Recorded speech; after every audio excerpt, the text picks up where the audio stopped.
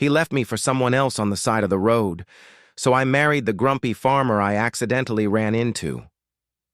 The rain was a cold, relentless curtain, a fitting soundtrack to the wreckage of my life. Just minutes ago, the man I thought was my future Chase had left me, literally, at the side of a muddy, deserted road. The final, horrifying blow? Seeing his proposal to some other woman in a fleeting moment on his phone screen before he sped away. "Princess, please, can we just go and get some help? I would rather leave you here than my baby. You get in the driver's seat and I'll do it myself. Can you be useful for just once? Press down on the brake." Chase's frantic voice from our earlier argument echoed in my head, a jarring contrast to the silence of the storm. It was always about him, his needs, his panicked, condescending instructions. My baby? The vintage vase he was obsessed with, not me. "Yes, yes, yes, it's working. Yes, yes, it's not for you. What I said, it's not for you," he'd shouted, clutching the vase after I'd finally managed to stop the car. He'd never even looked at me. "Are you coming? Where to? What? You can't propose to some other woman? Oh, to hell with this. I'm not dealing with you anymore." In that single moment, all my dreams were shattered, and the storm that was coming would change my life forever. I was soaking wet, shivering, and miles from anywhere. That's when I saw the faint flickering light of a farmhouse set back from the road. I stumbled up the driveway, desperate. I pounded on the door. A man answered. He was tall, rugged, and his eyes, though a striking blue, held a defensive, almost hostile glint. He looked like he was carved from the very land he stood on, rough, honest, and unyielding. "What do you want?" he asked, his voice low and gravelly. "Can I come in and use your phone? Call a taxi?" I pleaded, trying to keep the desperation out of my voice. "No, no." "Why? Who knows? No, you can't come in, and no, you can't call a taxi because they don't come here," he said, the corner of his lip curling. His tone was dismissive, his gaze unnervingly direct. "Hey, how long is this going to go on for?" I asked, my voice rising in frustration. "Maybe till you let me in because it's about to rain." "I don't let anyone in." "And thank you for the weather update," he retorted, leaning against the doorframe, clearly enjoying my misery. "Thanks for the compassion," I snapped. "Here. You're a terrible person, and you are not my problem," he said. And there it was again. The utter disregard, the coldness. I'd had enough. This time, things would be different. I shoved past him. "Do you think it's okay just to come into a stranger's house?" he thundered, his hand clamping around my arm. "Do you think it's okay just to leave a stranger outside in a storm? Because it isn't. So, even get out of my house, no. Fine, I will just throw you into the mud myself. Try me." I glared up at him, ready for a fight. He seemed cruel and rough, yet when he scooped me up, I felt a strange flicker of something else. "Wait, where are you taking me?" "To the bathroom, so you can't leave any more mess." But in his arms, for some reason, I felt almost safe. That feeling evaporated the moment he put me down. I opened a door thinking it was the bathroom and gasped. It was a room frozen in time. A wedding dress draped over a mannequin, a half-packed suitcase, photos, the room of a runaway bride. "Sorry, I thought it was the guest room," I stammered, backing away. "Get out," he commanded, his face a mask of stone. "Right, okay. Could you take me to the bus stop or train station?" "I don't have a car and the last bus is gone. Now leave." I sank onto a nearby chair, defeated. "You could at least let me stay. There's an empty room right there." "No one was in that room. Now get out. My boyfriend abandoned me at the side of the road. I don't have a phone or any money. Please, just let me stay, please." The silence stretched, thick with the sound of the storm outside. He looked at me, a long, searching look, and something in his eyes, a flicker of pain, perhaps, softened. "Fine. You win. You can stay on the sofa." The next morning, the house was quiet. I woke before he did, a sense of guilt nagging at me for having imposed. I found a basket of eggs, flour, and sugar on the counter and decided to make breakfast. Sorry, I just wanted to say thanks. I placed a small plate of warm, buttery pancakes next to him as he sat at the table, eyes fixed on a notebook. And I found some... I gestured toward the eggs. Hey!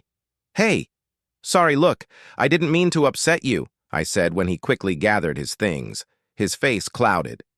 It's not that. I'm just used to eating alone, sleeping alone, working alone. I've just been alone, he admitted, the word hanging heavy in the air. Well, right now you're not. So until that bus comes, neither of us needs to be alone, at least for the next few hours. He looked up, a faint smile touching his lips. Do you want to, see my sheep? Yeah, I'd love to. We walked out into the crisp post-rain morning. The world felt scrubbed clean, the hills rolling out in a vibrant green under a wide blue sky. And among those hills, under the sky, and beside him, the farmer I now knew was named Adam. What I had only ever read about suddenly became real. I realized the coldness of loneliness disappears when the warmth of another soul appears.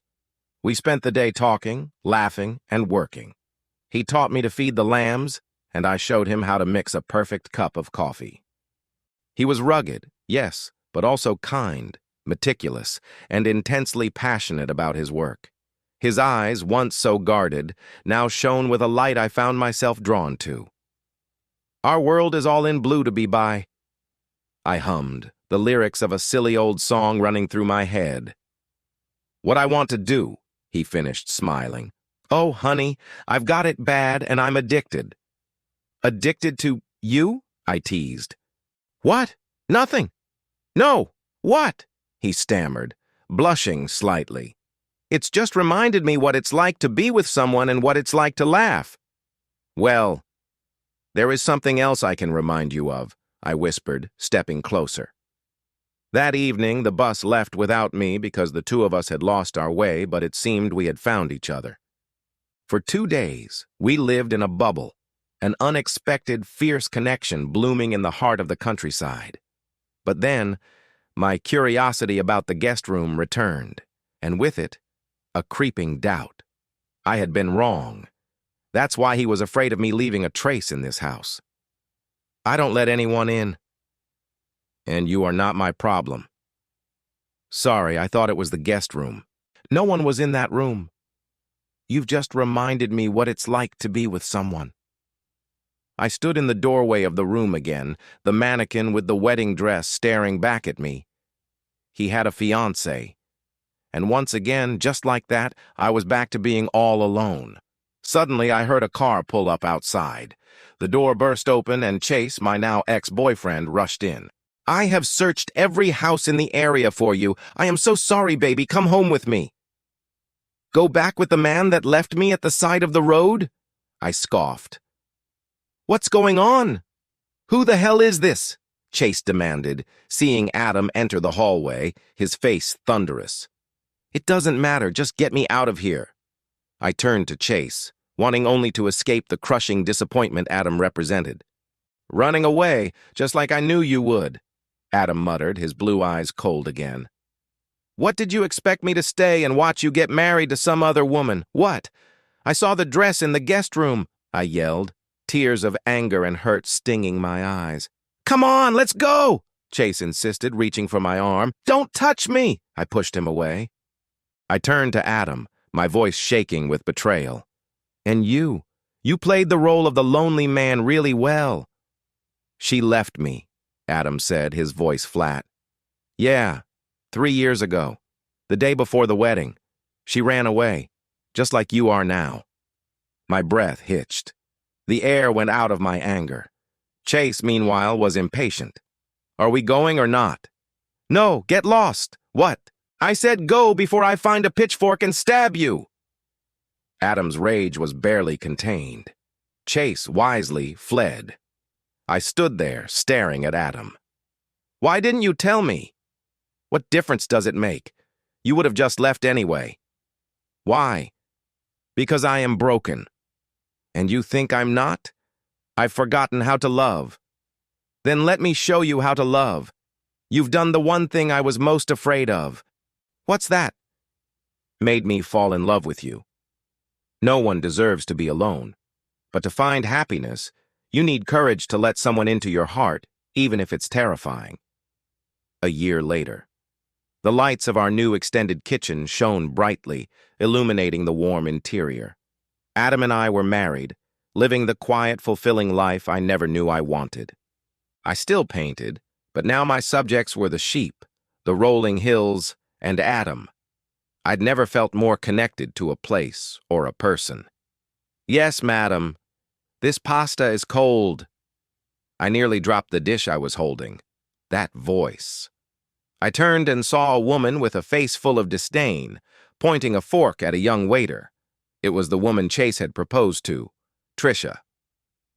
I just brought it from the kitchen. It's not possible, the young waiter Chase stammered, looking terrified. Possible? Really?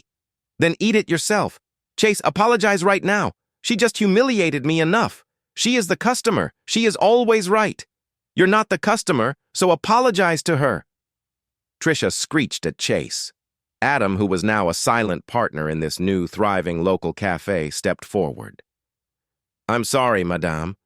Do you want me to bring you new pasta? Chase mumbled, his head bowed. I lost my appetite looking at your smug face. Look what you did. Look what you did now. Now clean up this mess and clean yourself up, Chase. Oh my God. I don't believe it. Chase works as a waiter. Just Trisha, still trying to humiliate someone. His parents wanted me to marry him. It's unbelievable. Having been humiliated by wealthy clients myself in my old life, I decided to stand up for him. You can't shout here, excuse me. Why? Because I said so, and this is my place. Get out of here, I said, my voice firm. Oh, how sweet. The beggars are sticking up for you, Chase. Oh, your daddy will be proud of you. Trisha sneered. Thank you, Chase whispered to me, looking up with genuine gratitude.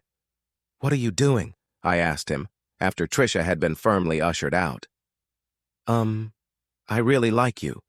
Do you want to go on a date with me? I added, making a joke. What? Are you serious? Chase was flustered. I told you. You think you can do whatever you want just because you're rich? Yeah. We'll see about that. I laughed, a real hearty laugh. The old me, the city girl, had rejected him for being beneath her. The new me, the farmer's wife, was defending him from the very life he'd forced me to leave. Manager, yes? Is there a problem here? This girl hit me? She hit you? Mr. Chase, I'm really sorry. It's unacceptable. You're fired, Trish. But he humiliated me in front of everyone. No, but no exceptions. Customer is always right, and you're not the customer. So, please, Trish. The memory of the second time I encountered Chase, when I'd slapped him during a chaotic argument in a different restaurant, another life ago, came flooding back. In that memory, a rich, spoiled Chase had been humiliating a waitress named Trisha, a different Trisha. Mr. J, I'm so sorry about this. I'll never let this happen again. Are you okay? Hey, this fine. You right? It seemed like my world had collapsed then. I'd lost my job, my pride, everything. But Chase, in a flash of irony, had had a medical emergency right then. He's choking! Help! Suddenly, I had to save the life of this spoiled brat. Oh, God, thank you! Go to hell! Stop! I want to thank you! I said just stop it, please. I know I was wrong, I admit it. Just let me grant you a wish. My name is Trisha, and this is how my love story started. Only one wish? You're the son of the multimillionaire, but you're acting like a cheap kid. Okay, three wishes. Great. My first wish is that you buy this restaurant for me. Easy. Consider yourself the boss here. What? My second wish? You'll work for me as a waiter a whole month. Come on, babe. That's what I thought. You're just a loudmouth. What are you laughing at, idiots? I think she's right, mate. I'm not a loudmouth. You think you can teach me a lesson? Deal. I can handle it easily. I doubt it. I leave the third wish for later. I was so angry that all I wanted to do was teach this rich snob a lesson. I didn't know that I was driving myself into a trap. I expected to see a tired and exhausted rich kid, but instead, "My customers love me. I'm great at serving tables unlike you," Chase had boasted, serving with surprising skill. "Really? Then serve me." "Oh, no, nothing will come out of it." "Did you forget that you're a waiter here?" "No, I didn't, but I need to serve a real customer." I really wanted to punish this rich snob, but karma was faster than me. "Sorry, guys. The best waiter is on a shift. No tips for you today?" "Oops! What's wrong with you? I'm a waiter just like you, like us. You are living proof, baby. Did you forget how you mocked us for months 'cause we didn't—" "Hey, I just wanted to— Yeah, you won." I wanted to take revenge on the rich kid. Instead, I suddenly saw a vulnerable guy behind this mask. "Hey, I decided not to charge you that $100. "What $100? What are you talking about? The lady who dumped the pasta on you didn't pay her bill." Are you worried about that?" "No, I'm not worried about it.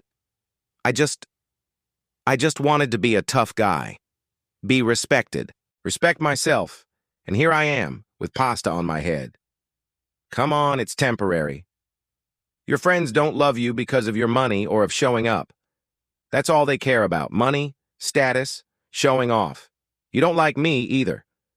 What do I have? Nothing." The mask of the rich kid finally fell off. I suddenly saw him for who he really was. I'm sorry that I treated you like that. You deserve better. The pasta over my head is the least that I deserve. Well, several thousand people saw it, so I'm happy we're even. At that moment, I felt something special. There were sparks between us. "Follow me. Now my day work is over and I'm exhausted. So it's time for dinner, and I don't have nobody to eat with. But you cannot stand me, right?" "I can't stand rich kids, but I just saw a long-suffering waiter, just like me. Let's go, handsome." We had fun and laughed all night. There were no barriers between us, no money, no status. This new guy was so cool that all I wanted to do was be around him. "May I kiss you?" "Of course not. Because I look like a rich kid again?" "No, I just don't kiss guys on the first date, especially ones I like." "Okay, so see you tomorrow then, boss. Do you want some coffee before the shift?" "Okay." Of course, I was going to tell him not to suffer anymore working as a waiter. He already understood everything. How wrong was I? "Chase, the party is over. It's time. Hey, sweetie, what are you doing here? Me and myself are pre-wedding party." "Who let you in here?" "Okay, look. You had this place because of Chase's father's money, and his dad wants to get married to us, so it's not you or Chase who criticize anything here. You got it? So that's how it is, Chase. Nobody asked you. Your dad? He's already made up his mind, and you will marry me." "Right, Chase. Chase, wait. No need. Chase, what's wrong? You shouldn't have played this whole waiter game. Even if I wanted to change my background, my family would never let me do that. Take a look at me. No, I don't want to. I cannot get attached to you. I'll only end up hurting you. Chase, look at me. How did you get that?" "I stole the restaurant yesterday." "Why?" "So now we can go to the airport and buy tickets to some remote island. We'll go somewhere neither of us is rich or waitresses or bosses. We'll go where we want to. We'll be together." I don't know what to say. "Hey, listen, she doesn't own this restaurant anymore. She's just a customer. And you're still a waiter. So Chase, get back to work." Mr. Smith, the customer wants me to fly with her to a desert island." "Well, she does have a third wish, and the customer is always right. So, enjoy." At that moment, I realized it doesn't matter if you are rich or poor. Love will always unite those who are made for each other. Those who are ready to fulfill any desire for the sake of love. "Good morning. Shouldn't you have left the house? You screamed in your sleep again. I told you you're free to leave." Adam's voice, startling me from a deep sleep, was the gentle reality I now lived in. Chase had become a footnote in my past, a necessary catalyst. Adam was my present and future. Adam, you said you wouldn't look at them without my permission. He was looking at the drawings I had brought with me from the city. The dark, angry charcoal sketches of my fear and loneliness. Yes, I broke my word. I just want to help you. I smiled sadly. Maybe a man with a black heart cannot be helped. You know, if you open up a little, even to just one person, then maybe your pain won't be so heavy. Every night, I have the same nightmare of losing my friends in the war, where I got shot in the leg, but I survived. Although until recently, I didn't understand why. And now, I remember that time when I was in the city before Adam. I had been forced into a strange servitude by another damaged man, Adam, after breaking his expensive vase. And now, you are late. Sorry, I don't know how it happened. Do you have any idea how much that cost, Sarah? I don't have any money right now, I promise, as soon as I earn it. I don't care. You're going to stay in my house and clean until you pay off the full cost of the vase. Do you have any other idea? No, sir. I voluntarily became a prisoner of this stranger, not knowing that I would soon capture his heart. I'm Bella, and this is my love story. What are you doing in here? I'm cleaning, just like you said. You shouldn't be in here at this time. I'm used to reading alone. And I'm used to being spoken to like a human being. No wonder he was alone. What woman could bear him? It didn't matter how hard I tried to ignore him. We constantly clashed. Can I just have 1 hour without running into you? So, what time do you suggest me to clean up then? I don't know, but make sure I see you. I wanted to bounce on him and beat him with all my might, although at the same time there was a mystery about him which attracted me terribly. It's you again. You know what? I'm just going to clean up at night. No! No one should be walking around in the house at night. Why not? It doesn't matter. You can go. And that night, I heard a terrible scream. No! Don't! Don't go there! Adam, what's wrong with you? Adam, what? What are you doing here? I heard a scream. Are you okay? I told you not to walk around the house at night. Go to bed! Strangely, instead of being upset with Adam, I was drawn to him like a magnet. What kind of nightmares tormented him at night? I'm already leaving. Just don't scream at me, my head hurts. No, I just, wanted to apologize for yelling at you yesterday. You don't deserve to be treated like that. I forgive you. Are these your drawings? Don't touch me. Well, what happened? Where's my notebook? Shh. You're completely exhausted. Here's your notebook. Did you look at my drawings? It's your personal property. I wouldn't look at it without permission. When did you last eat? It seems like, 2 days ago. What? You told me yourself not to go in the kitchen. I didn't mean it. God, I'm an idiot. Forget everything I told you. I'll fix everything. From that day on, Adam seemed to change. Every day he spoiled me with delicious meals. He didn't let me out of his sight, even for a second. Et voila. I hope you enjoy it, 'cause I won't let you out of the table until you've eaten everything. And then I want you to relax and wait for lunch. But I still have to clean the hallway. No cleaning today. Consider yourself on vacation. And I have a present for you. It was as if he had been hiding his true self from me all this time. He even smiled. Finally. My heart would beat wildly every time I looked at him. So, Bella, tell me your secret. Is there anyone out there who's worried about you while you're here? After my parents died, I was all alone. I always wanted to be an artist, but all I could do to earn a living was to clean houses. Nobody cares about my drawings anyway. I understand. I'm all alone, too. Then tell me your secret. Why? What woman wants to be of a who's always complaining? The woman who understands that none of that matters. The one who wants to help when she hears his cries. Show me your drawings. They're personal. I can't. It's getting late. Good night. I didn't want to hurt you. I live with pain every day. I want to help you. You shouldn't waste time on someone like me. And you know, I've decided to forgive the debt. Tomorrow you can leave. I began to understand why I was so drawn to him. A wounded soul was actually hiding behind his callousness. I really wanted to hug him and console him, but he did not allow me to do this. Until that night. I heard his scream again. No! Don't! Don't! Don't do it! It's okay. Hey, it's okay. Hey, it's okay. Everything's okay. Hey, everything's okay. I stayed. And before I knew it, I'd fallen asleep next to him. Your appearance in the house, taking care of you, you breathed life into me. But now I know that I'm someone who's not worthy of you. Maybe I really do have a black heart. Don't you want to hear what I think about it? I asked, looking at the man I had married, the one who had once been so broken. It seems like there are still many expensive places left in the house for me to break. I teased him, a playful, loving nod to the start of our journey. At that moment, I realized that love can heal a wounded soul and melt even the coldest heart. After all, love lives in each of us. My life as a city girl, once shattered, had been perfectly rebuilt by the love of a farmer I once rejected.